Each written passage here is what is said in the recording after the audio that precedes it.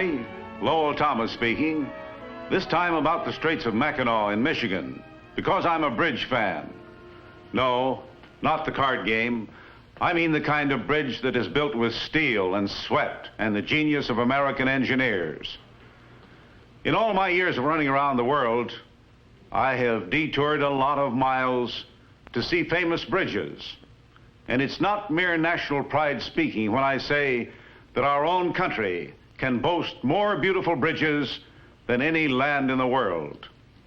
I've been in Alcantara, Spain, where one of the oldest bridges in the world spans the Tagus River, built in 98 AD. That's almost 19 centuries ago. Soon I'll be journeying back to Mackinac to see the newest, the world's longest suspension bridge. Naturally, it would be the longest, for Mackinac is northern Michigan, the country of Paul Bunyan. For those of you unfamiliar with the Straits of Mackinac, it's a 5-mile stretch of water connecting two of our Great Lakes and dividing the state of Michigan. A few years ago, when the people of Michigan revived serious talk about building a bridge across the straits, some of the experts said impossible. Because of the underwater terrain, the speed of the current, the Mackinac winters, they gave all sorts of reasons. But I hope they were wrong, because this bridge had been a dream that men had kindled and kept alive for over 70 years. It all started in 1883 with the dedication of the Brooklyn Bridge. William Salson, a department store owner in St. Ignace, Michigan, proposed a similar bridge for Mackinac. Few took him seriously. It was tough enough to get a boat across the straits.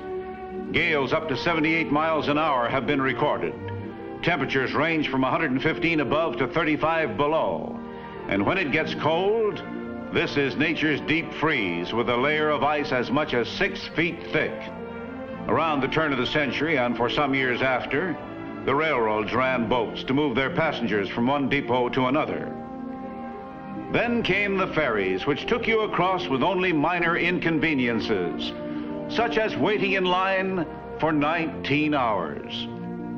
Dreams began to turn into reality with the appointment of the Mackinac Bridge Authority, headed by former United States Senator Prentice M. Brown.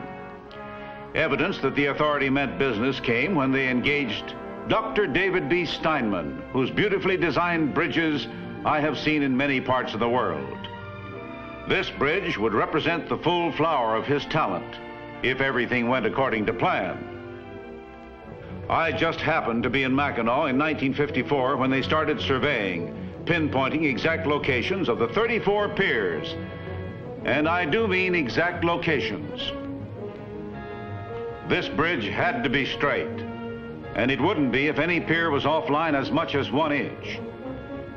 Maybe that's why engineers are so proud of their profession, the only profession where excellent isn't good enough, where every part of every job must be perfect.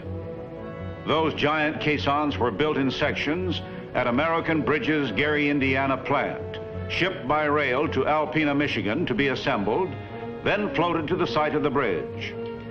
As you can see, the caisson comes to a sharp edge at the bottom where the two cans are joined, so it can cut through to bedrock as the space between cans is filled with concrete. Sinking the caissons for the towers was one of the biggest parts of the job. Remember the song we sang as kids? You all do.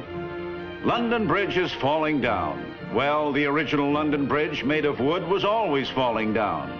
But this bridge is made of steel, including those eye-bars which will anchor the giant cables that will support this bridge.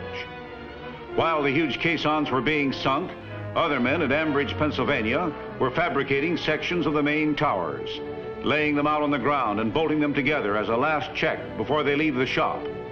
After all, it would be a little embarrassing to construct half of a tower, find a part that doesn't fit, and have to say, oops. That didn't happen, though. In this game of bridge, the trump is know-how, and these men have it. Those twin towers rise more than 750 feet from bedrock, higher than any building in the nation, outside New York City.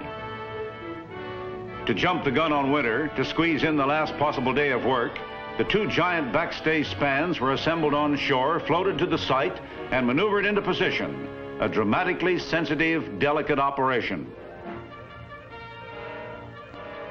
In the spring of 1956, the men returned to the bridge to tackle the most spectacular part of the job, spinning the giant cables.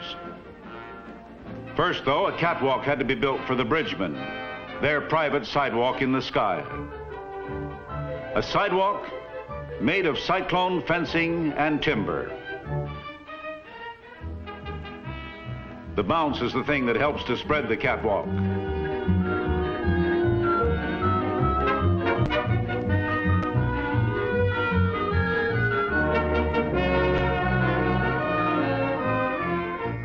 By July, the catwalks were joined and the cable spinning could begin. The spinning wheels pass each other in the exact center of the bridge. A cowbell warns bridgemen as the wheel approaches. As the wheels complete each trip, the wires are removed and secured to the eye bars. The wheels are then reloaded and sent on their way again. The men in friendly competition worked around the clock in a battle against time, a battle to complete the cable spinning before another winter came to Mackinac. To use the racetrack phrase, it was a photo finish. In less than 3 months, they had to spin 42,000 miles of wire, enough to go almost twice around the world. A tough schedule. Like the pros they are, these men did the job and did it with 12 days to spare. Before the cable men leave the bridge, they compress, paint, and wrap the wires, thus making two 24.5-inch cables. Again in the spring of 1957, the iceman leaveth and the bridgemen returned.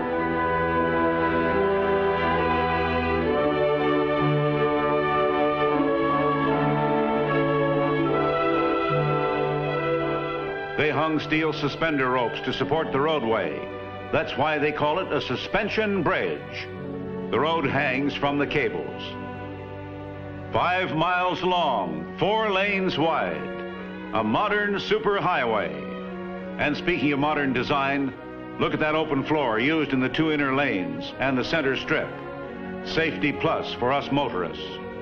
The open flooring gives easy passage to the winds of Mackinac and keeps the roadway free of winter's sleet and snow. Now the bridge is finished. Engineering and manufacturing know-how have joined together, 2 parts of the Wolverine state long divided by nature, enhancing the area's industrial development and opening to easy access this great mecca for sportsmen and vacationers the year round, forging what will become another strong link in our new federal system of interstate and defense highways. Designers, engineers, and bridgemen of the future will build a longer bridge, but even when they do, this great bridge will stand as a resolute monument of steel to man's eternal urge to construct. A 5-mile dream come true. One last word, a word of warning. When you come to Mackinac to see this great bridge, be careful, very careful. It might make a bridge fan of you, too.